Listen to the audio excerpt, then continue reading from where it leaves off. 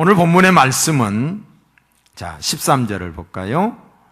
보아스가 누스를 맞이하여 아내로 삼고 그에게 들어갔더니, 드디어 보아스가 룻을 아내로 삼은 거예요. 응? 어려운 우여곡절이 있었잖아요. 우리가 다 지켜봤잖아요. 여호와께서 그에게 임신하게 하심으로, 하나님께서 임신케 했다. 그가 아들을 낳은지라. 자, 룻이 아들을 낳았습니다. 그 소식을 듣고 동네 이웃들이 축하하기 위해서 찾아왔습니다.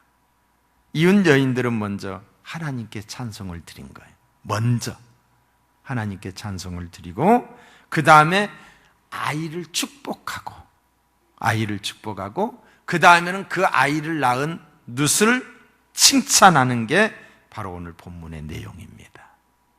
자, 14절을 볼까요? 여인들이 나오미에게 이르되 찬송할지로다. 누구에게? 하나님께. 우리 찬양하자, 이 말이에요.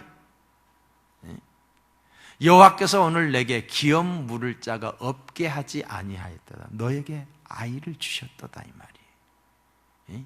이 아이의 이름이 이스라엘 중에 유명하게 되기를 원하노라. 축복하고 있죠. 자, 여인들이 나오미에게 이르되, 그렇게 시작하고 있습니다. 이 여인들이 누구입니까?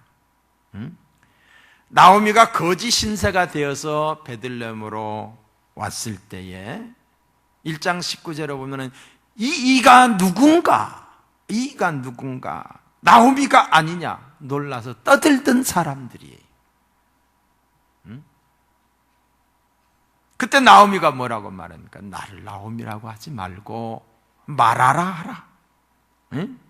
내 마음이 심히 괴롭다. 불행해져서 돌아온 나오미를 맞이하던 여인들이었어요. 그 여인들이 와서 지금 기뻐하면서 뭐 하고 있어요? 우리 함께 찬양하자고 한 거예요. 하나님께 찬양으로 영광을 돌리고 있는 거예요. 와서 제일 먼저 찬송할지로다. 누구를 찬송합니까? 여호와를 찬송해요. 우리 하나님은 찬송받기에 합당하신 분이신 줄로 믿습니다. 왜입니까? 여호와께서 오늘날 내게 기업 물을 자를 주셨기 때문에, 잉태케 하시고 아들을 낳게 하신 것이 누구라는 것입니까? 여호와시라는 거예요. 이게 뭐예요? 하나님의 은혜입니다. 하나님의 은혜. 사실 이 룻이 아이를 낳게 된 것, 나오미의 가정에 이런 경사가 난 것은 하나님의 은혜. 이것만이 하나님의 은혜가 아니고 모든 것이 하나님의 은혜예요. 1장에서 그들이 이 고통 가운데 베들레헴으로 올라왔던 것, 그것 자체가 하나님의 은혜였고 하나님의 인도하심이었습니다. 2장에서 보아스의 밭에 가서 이삭을 줍다가 보아스를 만나게 된 것도 하나님의 은혜였고 섭리였습니다. 3장에서 나오미 룻에게 이렇게 해라 계획을 세웠고 그 계획대로 이루어지게 했던 것도 하나님의 은혜였습니다. 4장에 와서 장로들이 보아스를 기업 물을 자로 세운 것, 더 가까운 친척이 있었지만은 보아스가 기업 물을 자가 된 것, 이것 또한 하나님의 은혜였습니다. 뭐예요? 모든 것이 다 하나님의 은혜였어요. 성경은 뭐라고 말하고 있습니까? 범사의 그를 인정하라. 모든 일, 기쁜 일, 슬픈 일, 모든 일에 있어서 하나님을 인정하라. 그리하면 내 길을 지도하시리라고 그랬습니다. 생각하면 지금까지 신어온 것 모든 것이 다 하나님의 은혜예요. 저 역시 마찬가지. 우리 교회가 이곳에 세워진 지 이제 12월 달이 되면 만 23년이에요. 23년 세월 하나님이 하셨습니다. 하나님이 함께 하셨습니다. 하나님이 축복하셨습니다. 하나님이 이루셨습니다. 제가 대전에 내려와서 900만 원 가지고 내려왔어요. 8명이 천막 치고 시작했어요. 하나님이 엄청난 축복을 주셨지요. 하나님이 하신 거예요. 제가 교회를 개척할 때 그때 같이 개척했던 교회들이 지금 이 주위에 많이 있어요. 하나님이 우리의 이상을 높여주셨고 하나님이 축복하신 줄로 믿습니다. 이 시간 우리 모두가 함께 예배드리며 찬송하는 것도 하나님의 은혜예요. 할렐루야. 아무나 할 수 있는 게 아니에요. 우리가 하늘나라에 가는 그 시간까지 하나님의 은혜를 알고 그 은혜에 찬송하는, 은혜가 충만한 삶을 사는 우리 모두가 되기를 주의 이름으로 축복합니다. 자, 14절을 보세요. 이 아이의 이름이 이스라엘 중에 유명하게 되기를 원하노라. 이 유명이라는 말이 11절에도 나옵니다. 11절. 근데 이 11절에는 백성들과 장로들이 보아스를 축복할 때 너로 에브라드에서 유력하고 베들레헴에서 유명하게 하시기를 원하며 라고 그랬어요. 근데 여기 14절에서는 여인들이, 동네 사람들이 누시 나는 아이의 이름이 이스라엘 중에 유명해지기를 원한다라고 했습니다. 자, 근데 11절에 증인들이 보아스에게 유명하게 되기를 원한다는 것과 12절에 여인들이 원한다는 것의 내용이 다른 점이 있습니다. 유명해지기를 원한다는 것은 같지만은 그 차이점이 뭐냐면은 11절에 보면은 베들레헴에서 유명하기를 원하고 있어요. 근데 이 여인들은 뭐라고 말하면은 이스라엘 중에 유명하게 되기를 원한다라고 말하고 있어요. 뭐가 다릅니까? 여기서 다른 점은 스케일이 다르다는 거예요. 그러니까 베들레헴에서 유명해지기를 원한다는 것은 통장, 반장, 동장이에요. 동장.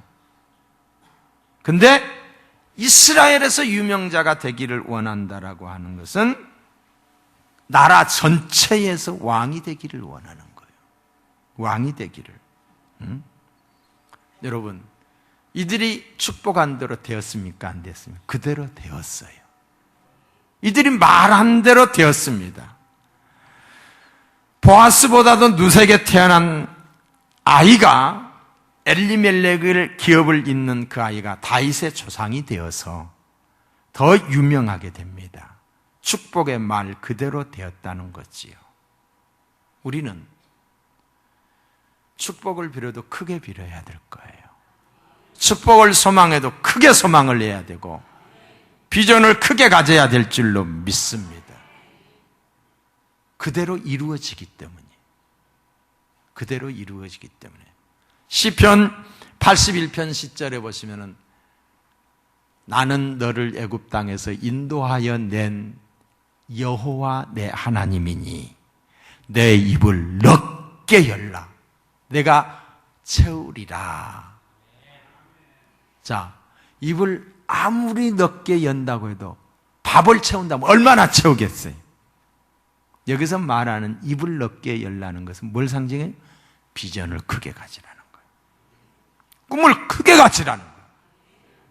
꿈대로 이루어 주겠다는 거예요. 네? 꿈대로 이루어 주겠다는 거예요. 여러분, 정년 퇴임하고도 앞으로 30년, 40년 살아야 됩니다. 근데 꿈이 없다. 비전이 없다. 아직 아무것도 없다. 그러면 그냥 그대로 살아야 되는 거예요. 비전을 가지세요. 꿈을 가지세요. 내가 무엇을 하겠다. 하나님 안에서 목표를 세우세요. 그리고 그 목표에 걸맞게끔 대가를 지불하고 최선을 다하게 되면 더 나은 내일이 될 줄로 믿습니다. 열왕기 하에 보면은 엘리사 선생이 나오고 엘리사의 제자의 아내였던 사람이 엘리사에게 찾아옵니다. 선지생도였던 거죠. 근데 이 선지생도가 죽었어요. 아들을 둘이나 놔두고 죽었어요. 어떤 연유에서 죽었는지 모르지만 빚을 잔뜩 지고 죽었어요. 돈을 빌려준 사람이 찾아왔어요. 돈 못 갚을 것 같으면 자식이라도 달라. 두 아들을 데려가겠다는 거예요. 남편 죽었지. 아들 소망 삼고 사는데 아들 빼앗아 가겠다는 거예요. 그러니까 이 여인이 남편의 스승이었던 엘리사에게 찾아왔어요. 그리고 말합니다. 이차 여차 여차해서 이렇게 됐다라고. 그러니까 엘리사가 그 말을 듣더니 처방을 하는데 뭐라고 말합니까? 집에 뭐가 있느냐? 우리 집에 기름이 조금 있습니다. 기름병에 기름이 조금 있습니다. 그래? 그리고서 엘리사가 말합니다. 저기 있는 말대로 이르되 너는 밖에 나가서 모든 이웃에게 그릇을 빌리라. 빈 그릇을 빌리되 조금 빌리지 말고 그랬어요. 그릇을 빌려오라는 거예요. 예? 자, 그릇을 빌려다 놨어요. 그리고 엘리사가 시키는 대로 그 병에 있는 기름을 따라서 붓습니다. 기름이 계속해서 나오는 거예요. 하나님의 기적의 역사가 일어난 거예요. 근데 그릇만큼 기름이 차니까 기름이 더 이상 안 나온 거예요. 자, 여기서 엘리사가 말했어요. 조금 빌지 말고라고 그랬어요. 조금 빌지 말고. 어떤 사람은 10개를 빌려다 놓고도 아이고 이것밖에 안 되네. 더 빌려야 되는데. 이런 사람이 있고, 어떤 사람은 2개를 빌려다 놓고도 엄청 많이 빌렸네. 근데 문제는 그릇만큼 채워진다는 거예요. 이게 사람의 크기예요. 비전의 크기예요. 15절에서는 나오미가 아이를 통해서 받게 되는 혜택이 기록이 되어 있어요. 이제 태어나는 이 아이를 통해서. 자, 15절을 볼까요? 이는 내 생명의 회복자며 내 노년의 봉양자라 그랬어요. 지금까지 나오미는 아주 해결해야 될 정말 피부에 와닿는 2가지 문제가 있었어요. 그게 뭐냐면 먹고 사는 것. 응? 배가 고픈 것. 2 과부만 남았으니까 남의 밭에 가서 이삭을 줘야 되니까 이 먹는 문제가 큰 문제지요. 또 하나는 끊어진 기업을 이어야 하는 문제였어요. 남편 죽었지, 2 아들 죽었지. 이제 그 대에서 끝나는 거예요. 근데 남편의 대를 이을 아이가 있어야 됐던 거지요. 근데 이 2가지가 한꺼번에 해결이 됩니다. 자, 내 생명의 회복자라고 하는 것은 끊어진 가문의 생명이 룻을 통해서 회복되었다는 것이고, 또 내 노년의 봉영자라고 있는데 배고픔의 문제가 해결됐다는 거예요. 노후의 문제가 이제 안전하게 됐다는 것입니다. 자, 이어서 중요한 말이 나옵니다. 15절을 보세요. 곧 너를 사랑하며. 그러니까 누가 누구에게 한 말이에요? 곧 너를 사랑하며. 이 말은 동네 사람들이, 여인들이 나오미에게 하는 말이에요. 곧 너를 사랑하며. 그러니까 누가 누구를 사랑했다는 말이에요? 룻이 너를 사랑했다는 거예요. 룻이 나오미 너를 사랑하며 이 말이에요. 그리고 7 아들보다 귀한 며느리가 낳은 7 아들보다 귀한 그 룻이 너를 사랑하는 룻이 그 룻은 7 아들보다 귀하다 이 말이. 낳은 자로다. 며느리가 낳은 자로다 하니라. 자, 며느리 룻이 시어머니 나오미를 사랑한 것을 지금 이 여인들이 말하고 있어요. 사실인즉 나오미가 그랬잖아요. 나는 소망 없다.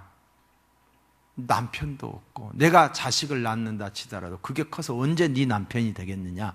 돌아가라. 친정으로 돌아가라. 그리고 그곳에서 좋은 사람 만나서 새 살림 차려라. 그런데도 룻이 뭐라고 그래요? 어머니가 가시는 곳에 나도 가겠고, 어머니가 죽는 곳에 나도 거기서 죽겠고, 어머니가 믿는 하나님이 나의 하나님이고, 그러면서 가지를 않아요. 여기에는 룻이 시어머니를 향한 무슨 마음이요? 사랑하는 마음, 긍휼히 여기는 마음. 이렇게 룻이 시어머니를 사랑했다는 거예요. 자, 15절 다시 봅니다. 7 아들보다 귀한 며느리가 내 며느리가라고 했어요. 자, 이 말에 의미가 있습니다. 이 말은 의미가 있습니다.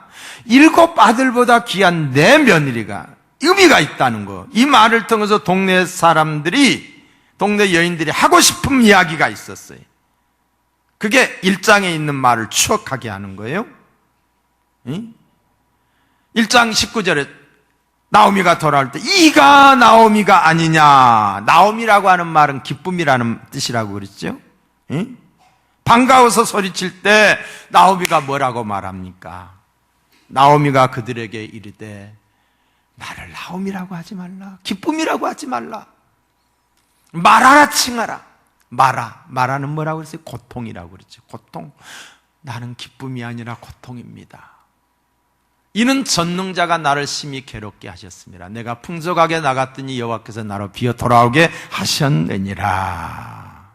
자가 지금 그때 그 동네 여인들이 나오미에게 하고 싶은 말은 그때 나오미가 비어온 것이 아니라 7 아들보다 더 귀한 자부를 데리고 오지 않았느냐. 너 복받은 사람 아니냐. 네가 여호와 하나님이 치셨다고 했지만은 그게 친 것이 아니라 이를 통해서 더 큰 복이 임할 것이다. 이런 이야기. 자, 16절로 17절을 봅니다. 나오미가 아기를 취하여 품에 품고 그의 양육자가 되니 그 이웃 여인들이 그에게 이름을 지어주되 나오미가 아들을 낳았다 하여 그 이름을 오벳이라 하였는데 그는 다윗의 아비인 이새의 아비이었더라. 자, 나오미가 아기를 취하여 품에 품고 양육자가 되니 태어난 아기는 룻이, 태어난 아기를 룻이 시어머니에게 줄 수 있는, 시어머니를 기쁘게 해줄 수 있는 가장 귀하고 값준 선물이었던 거예요. 네? 최고의 선물이었던 거예요. 그 선물, 그 귀한 선물, 아기를 취하여 품에 품었습니다. 얼마나 행복했을까요? 이 나오미가 아이를, 룻이 낳은 아이를 품에 안는 것이 얼마나 행복했을까? 그것도 가문이 다 끊어져 버렸던 상태에서, 절망의 상태에서 아이를 낳았을 때 얼마나 기뻤을까? 비록 자기가 낳은 자식은 아니지만은 이 아이는 나오미의 남편 엘리멜렉의 기업을 잇도록 되어 있었기 때문에 나오미의 아들이나 마찬가지였던 거지요. 자, 17절 다시 봅니다. 그 이웃 여인들이 그에게 이름을 주되 나오미가 아들을 낳았다 하여 그 이름을 오벳이라 하였는데 그는 다윗의 아비인 이새의 아비였더라. 그 여인들이 그에게 이름을 지어, 아들을 낳으면 부모가 이름을 짓게 돼 있는 게 원칙인데, 이 경우는 좀 특별한 경우예요. 이웃들이 이름을 지어준 거예요. 아마 이랬으리라고 생각해요. 나오미가 아이고 우리 손자 이름을 뭘로 지을까? 룻이 이름을 뭐라고 짓지? 그러니까 동네 사람들의 말이 야, 그 이름 오벳이라고 해라. 오벳. 그렇게 해서 아마 오벳이라고 지어졌지 않았나 이렇게 생각이 됩니다. 자, 그런데 여기서 이 오벳이라고 하는 이름의 뜻이 뭐냐? 뜻이 중요한데 이는 오벳 했을 때는 섬기다, 섬기다라고 하는 명사인데 오벳이라고 지어질 때는 섬기는 자라고 하는 동사로 바뀌어집니다. 섬기는 자. 섬기는 사람으로 이름을 지어준 거예요. 이는 섬기는 자다. 여러분, 주인이 섬깁니까? 종이 섬깁니까? 종이 섬기는 거지요. 종으로서. 자, 누구를 섬기는 자라는 말입니까? 15절에 보시면은 그 답을 찾을 수가 있는데 내 생명의 회복자이며 내 노년의 봉양자라라고 했어요. 이 아이는 당신의 회복자로 당신을 섬기며 나오미를 가리키는 거예요.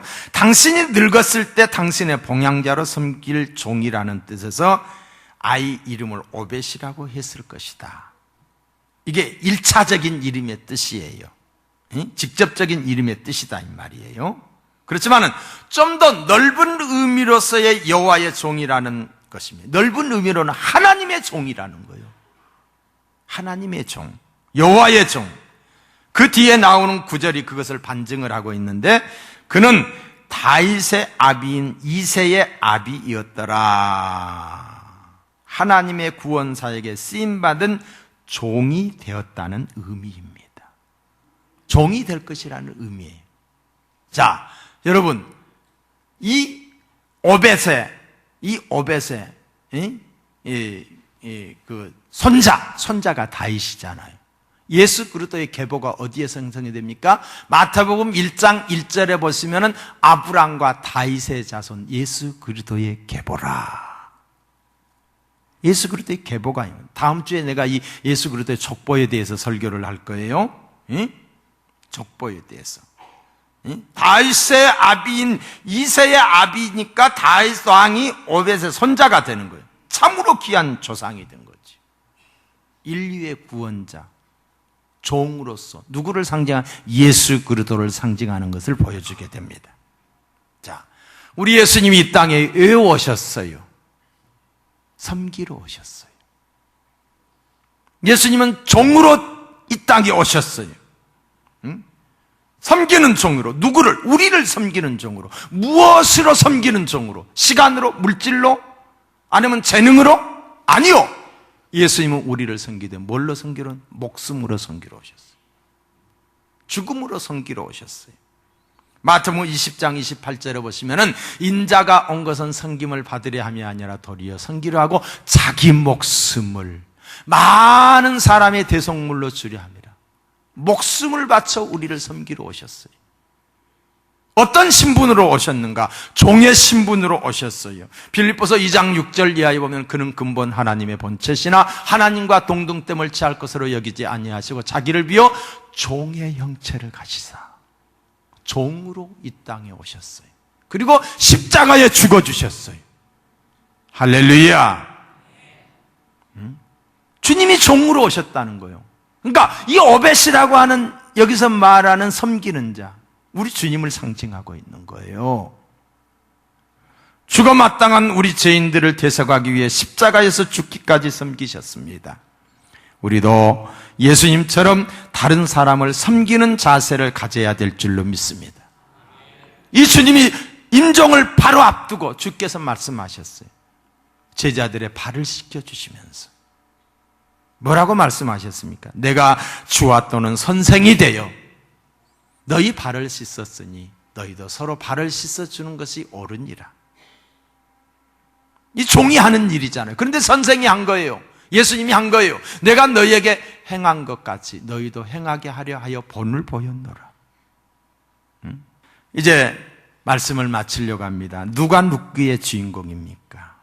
은혜를 베푸시는 하나님이십니다. 인생을 역전시키시는 전능하신 하나님이십니다. 우리를 사랑하시되 십자가에서 자신을 내어주기까지 사랑하신 예수님이십니다. 허물어진 인생을 다시 세울 수 있도록 능력을 부어주시는 성령님이십니다. 삼위일체 우리 하나님이 눕기의 주인공이십니다. 눕기서에서 보여줄 수 있는 것은 하나님이 하나님.